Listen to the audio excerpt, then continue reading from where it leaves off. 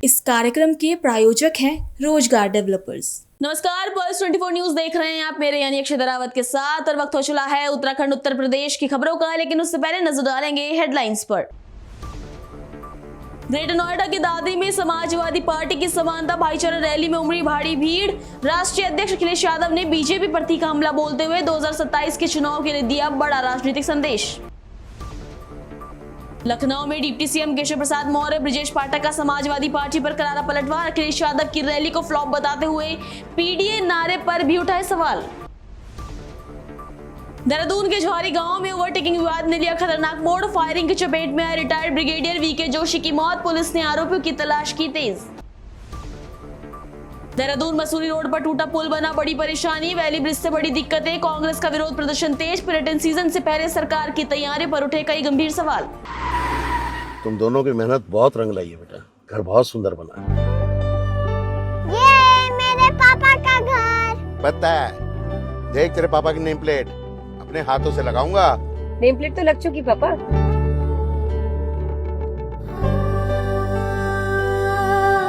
असल मेहनत तो आपने की पापा, मुझे इस काबिल बनाने के लिए। वो जिंदगी भर किराए के मकान में रहे, लेकिन तो आज ये घर मेरा नहीं, ये है मेरे पापा का घर।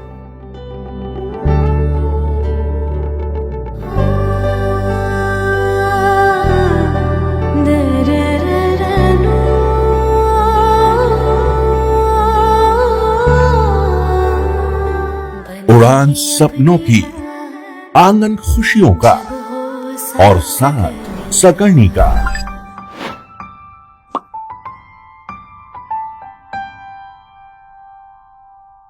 60 वर्षों से आपके साथ मनोरंजन और संस्कार का संगम, जाह्नवी मैगजीन। चलिए अब देखते हैं खबरें विस्तार से। ग्रेटर नोएडा के दादरी में समाजवादी पार्टी की समानता भाईचारा रैली में भारी भीड़ उमड़ी। पार्टी के राष्ट्रीय अध्यक्ष अखिलेश यादव ने जनसभा को संबोधित करते हुए बीजेपी सरकार पर जोरदार हमला बोला और 2027 के चुनाव के लिए हुंकार भरी। दादरी में आयोजित इस विशाल रैली को समाजवादी पार्टी के मिशन 2027 के शक्ति प्रदर्शन के तौर पर देखा जा रहा है। पश्चिमी उत्तर प्रदेश के कई जिलों से पहुंचे कार्यकर्ताओं और समर्थकों से पूरा मैदान खचाखच भरा नजर आया।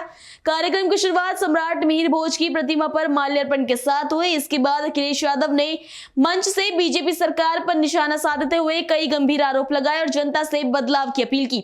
अखिलेश यादव ने दावा किया कि उनकी रैली की चर्चा इतनी व्यापक थी कि विपक्ष को पहले ही अपनी रैली करनी पड़ी। उन्होंने ये भी कहा कि विरोधियों की रैली में लोग अपनी मर्जी से नहीं बल्कि लाए गए थे। उत्तर प्रदेश की सियासत में बयानबाजी तेज हो गई है। राजधानी लखनऊ में उप मुख्यमंत्री केशव प्रसाद मौर्य और ब्रजेश पाठक ने समाजवादी पार्टी की रैली पर जमकर निशाना साधा है। दोनों नेताओं ने अखिलेश यादव और उनकी समानता भाईचारा रैली को फ्लॉप करार दिया। केशव प्रसाद मौर्य ने आरोप लगाया कि समाजवादी पार्टी का चरित्र बांटो और राज करो की राजनीति पर आधारित है और उनका पीडीए नारा पूरी तरह से फर्जी है। उन्होंने कहा कि सपा सरकार के समय प्रदेश में भय और पलायन का माहौल था। वहीं ब्रजेश पाठक ने भी सपा पर हमला बोलते हुए कहा कि नोएडा में आयोजित रैली में खाली कुर्सियां इस बात का सबूत है कि जनता ने सपा को नकार दिया है। उन्होंने ये भी आरोप लगाया कि सपा शासनकाल में नोएडा में मिनी सीएम के जरिए वसूली का खेल चलता था। पार्टी का बड़ा कार्यक्रम था सर, कैसे देख रहे हैं? उन्होंने तमाम सरकार पे आरोप लगाए। देखिए, समाजवादी पार्टी का और उसके मुखिया श्री अखिलेश यादव जी का चरित्र बांटो और राज्य करो, यह लगातार रहा है। 2012 से 2017 में जब वह सरकार में थे तो उत्तर प्रदेश में त्राही त्राही मची हुई थी। मुस्लिम तुष्टीकरण की राजनीति चरम सीमा पर थी। उत्तर प्रदेश के जो निवासी थे, जो उद्योगपति थे, वह यूपी छोड़ करके पलायन करने के लिए विवश थे। आज उन्होंने गुर्जर समाज के लोगों का जो आयोजन किया, जिसमें बड़ी संख्या में, चाहे वह उत्तर प्रदेश में दंगा करने वाले दंगाई रहे हों, भूमाफिया रहे हों, अपराधी रहे हों, उनका पूरा बोलबाला था। श्री अखिलेश यादव जी का एजेंडा कभी विकास का नहीं रहा। उनका पीडीए का नारा फर्जी है, वह पिछड़ों दलितों के जन्मजात विरोधी हैं, जो श्री अखिलेश यादव अंधविश्वास के कारण मुख्यमंत्री रहते हुए कभी नोएडा नहीं गए थे, ग्रेटर नोएडा नहीं गए थे। आज उसी धरती पर डबल इंजन की सरकार माननीय प्रधानमंत्री श्री नरेंद्र मोदी जी के नेतृत्व में नोएडा इंटरनेशनल एयरपोर्ट का कल उद्घाटन कर चुकी है और इनका जो सम्मेलन था वह फ्लॉप शो साबित हुआ है। इन्होंने न केवल इस सम्मेलन के माध्यम से उत्तर प्रदेश की जनता को यह संदेश देने की कोशिश किया है कि अगर सपा आएगी तो मुसीबत लाएगी, सपा आएगी तो अपराधी को लाएगी, सपा आएगी तो गुंडा राज को लाएगी, सपा आएगी तो फिर से दंगे कराएगी, सपा आएगी तो फिर से जमीनों पर कब्जा करेगी, सपा आएगी तो पिछड़ों का, विशेष तौर से अति पिछड़ों का, अति दलितों का, व्यवसायिक जगत के लोगों का दमन करने का काम करेगी। और इन्होंने ट्रेलर दिखाना शुरू कर दिया है।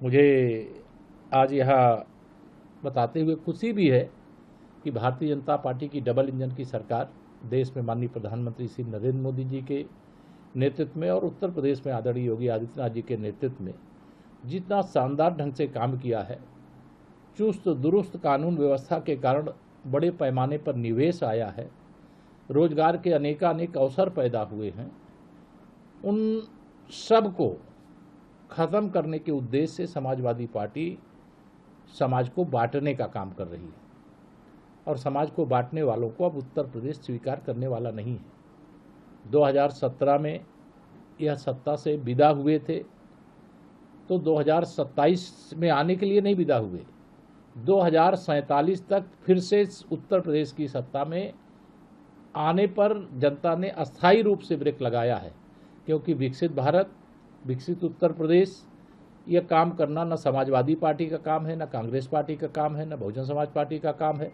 ये भारतीय जनता पार्टी ने काम किया है और आगे भी यह काम करेगी। अखिलेश यादव जी की आज की रैली मतलब पूरी तरह से फ्लॉप शो साबित हुई है और एक संदेश जो उनको देने की बात कहे कि हम सद्भावना रैली कर रहे हैं, तो मैं मानता हूँ सद्भावना कम दुर्भावना ज़्यादा थी। ये तुष्टीकरण का प्लेटफार्म ज़्यादा बन करके रह गया। ये पब्लिक के डेवलपमेंट के लिए काम करने वाले नहीं, ये परिवार के डेवलपमेंट के लिए काम करने वाले हैं, गुंडों अपराधियों के डेवलपमेंट के लिए काम करने वाले हैं। जी, समाजवादी पार्टी के मुखिया अखिलेश यादव जी का नोएडा दौरा आज पूरी तरह से फ्लॉप रहा। उनकी जनसभा की खाली कुर्सियां इस बात की गवाह हैं कि कई महीनों की तैयारी के बाद लगभग 100 विधानसभा क्षेत्रों के कार्यकर्ताओं को इकट्ठा करने के बाद भी कुर्सियां खाली रह गईं। उत्तर प्रदेश के लोगों ने समाजवादी पार्टी को नकार दिया है। समाजवादी पार्टी की गुंडई अराजकता को कभी नहीं भूले हैं। नोएडा को अपने शासनकाल में समाजवादी पार्टी ने कई मिनी सीएम दिए थे जो वसूली का काम करते थे, ठेका पट्टे का काम करते थे और समाजवादी पार्टी मुखिया रहने के दौरान अपशगुन की वजह से, अंधविश्वास की वजह से कभी भी नोएडा नहीं जाते थे। आज वो सत्ता पाने के मंसूबे को लेकर पहुंचे थे, लेकिन जनता ने उनको नकार दिया, कुर्सियां खाली रह गईं। आज भारतीय जनता पार्टी की सरकार में माननीय प्रधानमंत्री नरेंद्र मोदी जी के मार्गदर्शन में, उनके नेतृत्व में नोएडा में अंतर्राष्ट्रीय हवाई अड्डा बनकर के तैयार है और उसका लोकार्पण कल हो चुका है। जिस क्षेत्र में श्री अखिलेश यादव जी जनसभा करने के लिए गए थे, समाजवादी पार्टी के शासनकाल में वो गुंडई और अराजकता का केंद्र बिंदु बन चुका था। माताएं, बहनें, बच्चे, युवा, व्यवसायी वहां जाने से कतराते थे। आज वहां विकास की गंगा बह रही है, आज वहां इंटरनेशनल एयरपोर्ट है, आज वहां एक्सप्रेसवेज बनकर के तैयार हो रहे हैं और उत्तर प्रदेश पूरी तरह से अपने आप को ट्रांसफॉर्म कर चुका है। आज बदलता हुआ उत्तर प्रदेश है, ये बीमारू राज्य नहीं, विकसित राज्य की तरह तेजी के साथ आगे बढ़ रहा है। प्रति व्यक्ति आय 3 गुनी हो चुकी है और उत्तर प्रदेश, आज मैं कह सकता हूं, उत्तर प्रदेशवासी अपने आप को गौरवशाली मानते हैं कि देश के पैमाने पर सर्वोच्च शिखर पर उत्तर प्रदेश राज्य माननीय प्रधानमंत्री नरेंद्र मोदी जी के मार्गदर्शन में, माननीय मुख्यमंत्री योगी जी के नेतृत्व में तेजी के साथ आगे बढ़ रहा है। अब अखिलेश यादव जी की दाल उत्तर प्रदेश में गलने वाली नहीं है। ये जाति की तुष्टीकरण की पॉलिटिक्स करते हैं, जबकि भारतीय जनता पार्टी सबका साथ, सबका विकास, सबके विश्वास के आधार पर जन जन को जोड़ करके गरीब कल्याण योजनाओं के माध्यम से जन जन का भरोसा जीत चुकी है। अयोध्या स्थित राम मंदिर में देश भर से श्रद्धालुओं के पहुंचने का सिलसिला लगातार जारी है। इसी कड़ी में राष्ट्रीय लोक मोर्चा के अध्यक्ष उपेंद्र कुशवाहा अपने परिवार के साथ राम भगवान के दर्शन करने पहुंचे। दर्शन के बाद उन्होंने कहा कि मंदिर बेहद भव्य और आकर्षक है, यहां आने वाला हर व्यक्ति बार बार आने की इच्छा करेगा। उन्होंने ये भी कहा कि परिवार के साथ उन्हें बहुत अच्छे से दर्शन करने का अवसर मिला और पूरा अनुभव अत्यंत आध्यात्मिक रहा। देखिए, एक्चुअल में हम दर्शन करने के लिए ही आए थे, सब परिवार आए हैं। इसके पहले जिस वक्त उद्घाटन हो रहा था माननीय प्रधानमंत्री जी के द्वारा, उस वक्त आए थे हम, और उसके बाद आने का मौका नहीं मिल पाया, इसलिए परिवार के साथ कार्यक्रम बनाकर दर्शन के लिए हम आए। बहुत ही अच्छे तरीके से दर्शन हुआ। रामलला का दर्शन हम सब लोगों ने, पूरे परिवार के लोगों ने किया। ये तो बहुत ही भव्य है और देख कर ही कोई भी व्यक्ति यहाँ बार बार आए, इस तरह की इच्छा उसके अंदर जगेगी, तो बहुत ही अच्छा है।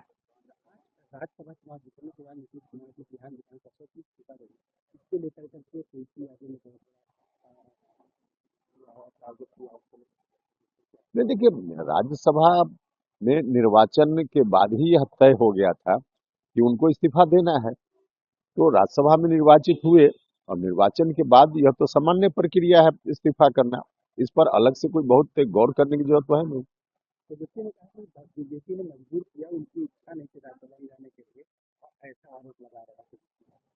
देखिए, बिल्कुल अनर्गल बात हमेशा तेजस्वी यादव जी बोलते रहते हैं, और खास करके बिहार विधानसभा चुनाव के परिणाम के बाद और भी उनके अंदर बौखलाहट दिख रहा है, क्योंकि अब आगे भी राजनीति का रास्ता उनके लिए बिल्कुल अंधकारमय है। तो ऐसी परिस्थिति में आदमी बौखलाएगा, उसी बौखलाहट में इस तरह की बात बोलते हैं।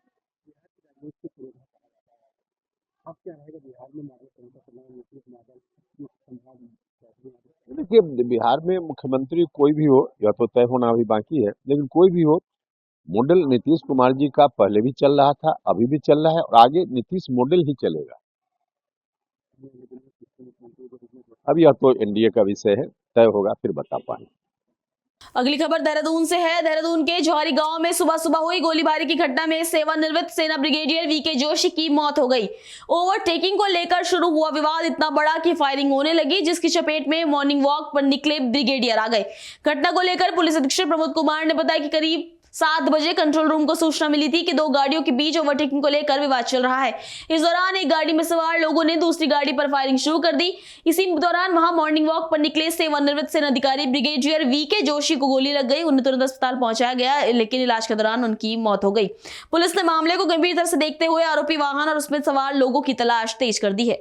आज प्रातः 7 बजे के आसपास कंट्रोल रूम के माध्यम से थाना राजपुर पर सूचना प्राप्त हुई कि जौहरी गांव में 2 गाड़ियों को ओवरटेकिंग को लेकर कोई विवाद हुआ है, जिसमें एक गाड़ी के द्वारा आगे वाली गाड़ी पर फायरिंग की जा रही थी। इस फायरिंग के दौरान मॉर्निंग वॉक पर निकले एक व्यक्ति को भी गोली लग गई है और उनको अस्पताल पहुंचाया गया। अब जानकारी में आया है कि उपचार के दौरान उनकी मृत्यु हो गई है। पुलिस के द्वारा समस्त थाना क्षेत्रों में देहाती यूनिवर्सिटी में नाकेबंदी कर दी गई है। जो गाड़ी है और जो उसमें व्यक्ति सवार है उनके संबंध में सघन चेकिंग की जा रही है और जल्दी ही पुलिस के द्वारा इनको गिरफ्तार कर आगे की कार्रवाई की जाएगी। पर्यटन नगरी मसूरी की लाइफलाइन कही जाने वाली देहरादून मसूरी रोड सिर्फ एक रास्ता नहीं बल्कि लोगों की परेशानी और राजनीति का केंद्र बन चुकी है।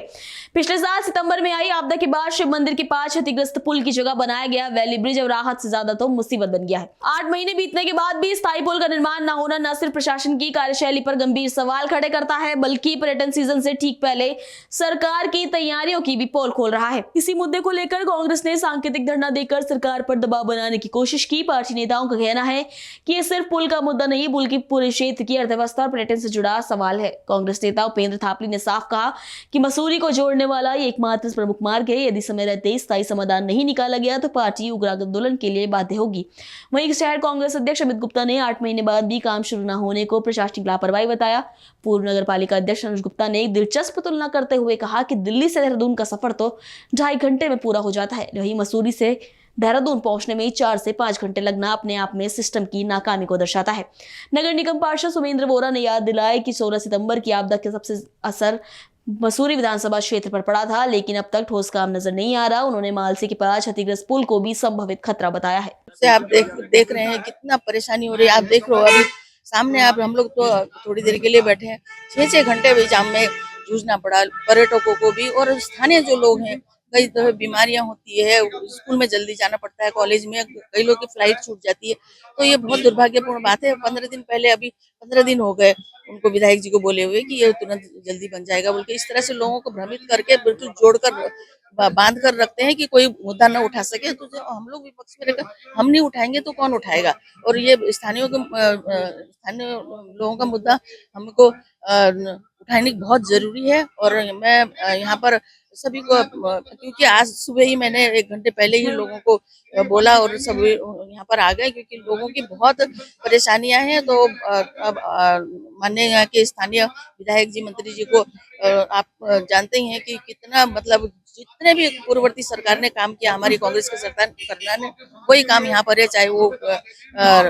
पार्किंग का हो, चाहे वो वहाँ पर टाउन हॉल का हो और पानी का हो, सारा काम हम लोग, हमारी सरकार ने करा। वो काम भी इन लोगों ने शुरू नहीं करा। पानी अभी सुचारू रूप से संचालित नहीं हुआ। तो इसी तरह से ग्लोबी वहाँ का देखिए आप, पंचवर्षीय योजना तो क्या, वो कई साल हो गए वहाँ पर, वो भी वहाँ पर पहले यहाँ पर जाम में जूझते, फिर उसके आगे गलोगी के पास जाते हैं। तो ये बहुत दुर्भाग्यपूर्ण है। इसलिए हम लोगों ने आह्वान करा अपने जो मेन है कांग्रेस के पदाधिकारी और कार्यकर्ता, उन लोगों को कि यहाँ पर अभी हम लोगों ने, इसलिए धापली जी ने कहा कि अगर वो नहीं करती है तो हम लोग अपने स्वयं के संसाधन से हम लोग ये कार्य को जल्दी शुरू करेंगे और 1 महीने के अंदर हम पूरा करके दिखाएंगे। भी कह रहे दिल्ली से आप 2.5 घंटे में मात्र देहरादून पहुंच जाएंगे, 2.5 घंटे के अंदर रास्ता इतना शॉर्ट हो गया। परंतु आदमी जब वहाँ आशा रोडी पे पहुंच जाएगा, उसके बाद क्या करेगा? उसके बाद तो वो यहाँ पर कम से कम 5 घंटे तो उसको यहाँ लगेंगे, ये कुठाल गेट पर आने पे। कुठाल गेट में फिर बेचारा वैली ब्रिज पे खड़ा रहेगा 2-2.5 घंटे। फिर यहाँ से वो चलो किसी तरीके से अगर वो पहुंच जाएगा किंग रेड पे, किंग रेड से आगे फिर उसको गांधी चौक और पिक्चर पैलेस पहुंचने में कम से कम पर्यटन सीजन में 5 घंटे लगेंगे।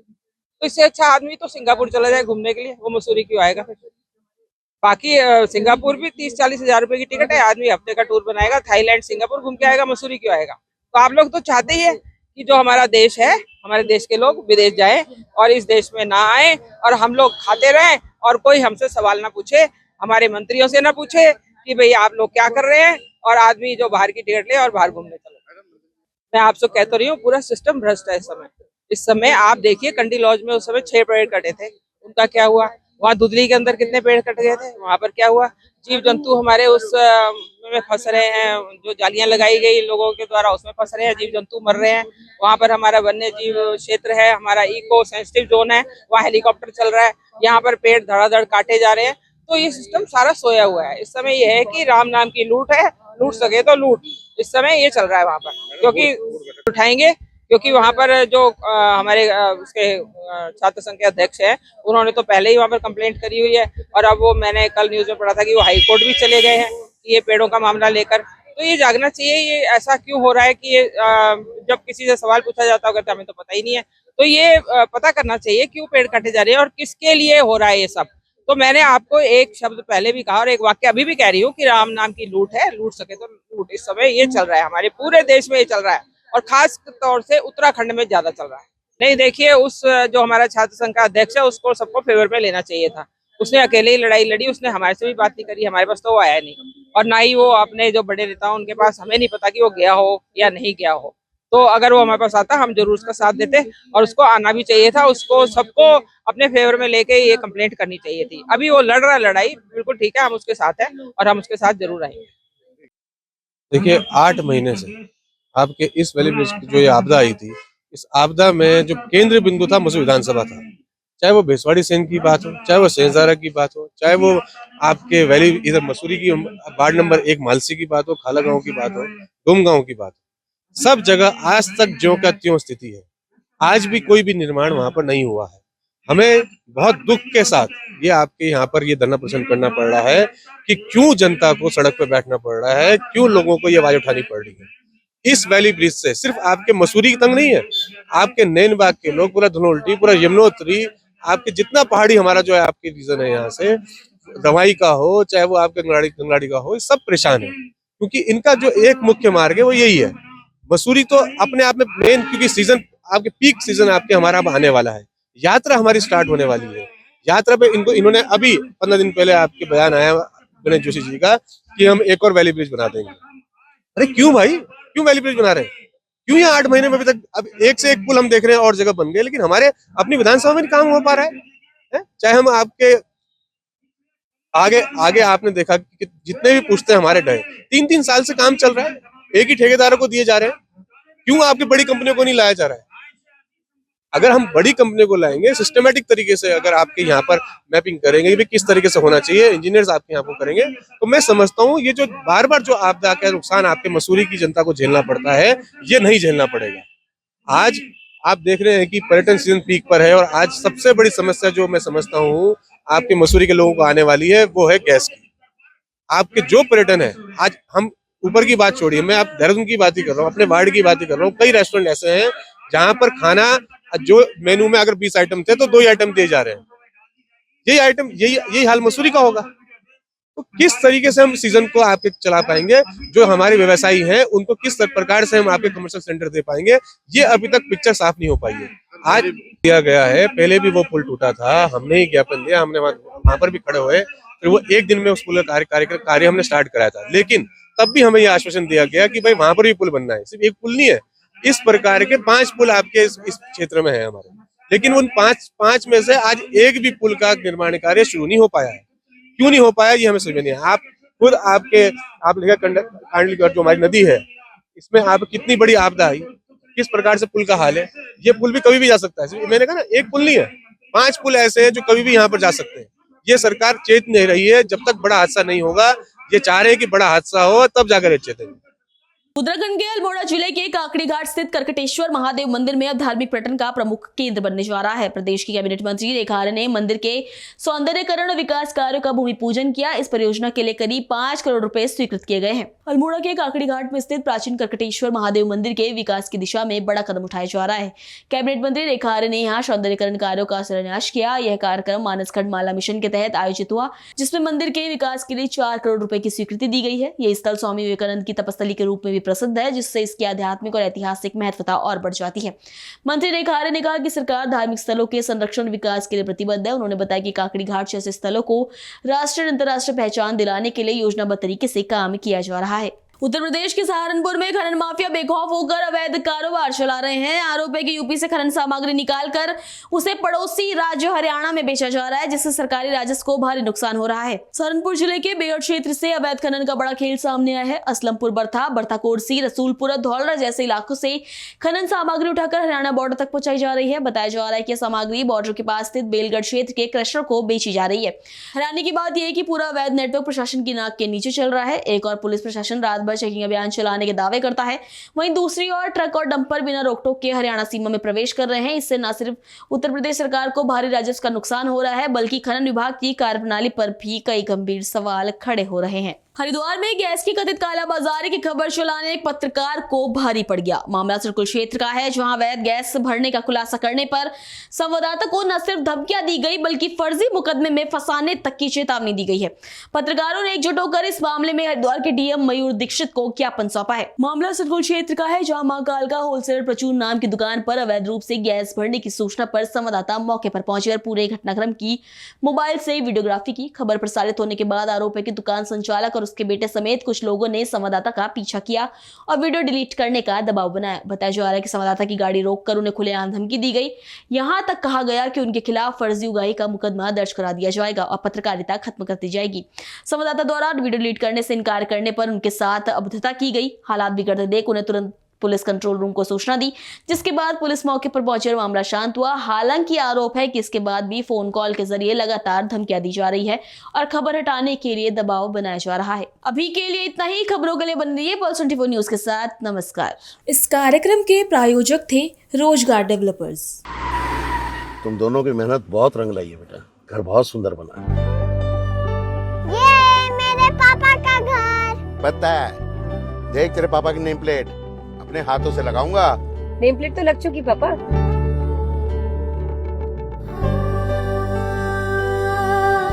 असल मेहनत तो आपने की है पापा, मुझे इस काबिल बनाने के लिए। वो जिंदगी भर किराए के मकान में रहे, लेकिन आज ये घर मेरा नहीं, ये है मेरे पापा का घर।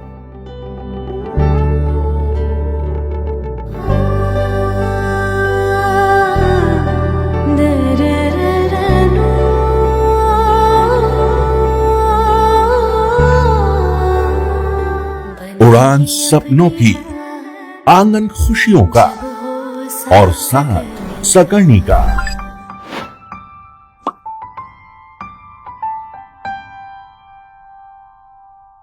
60 वर्षों से आपके साथ मनोरंजन और संस्कार का संगम, जाह्नवी मैगजीन।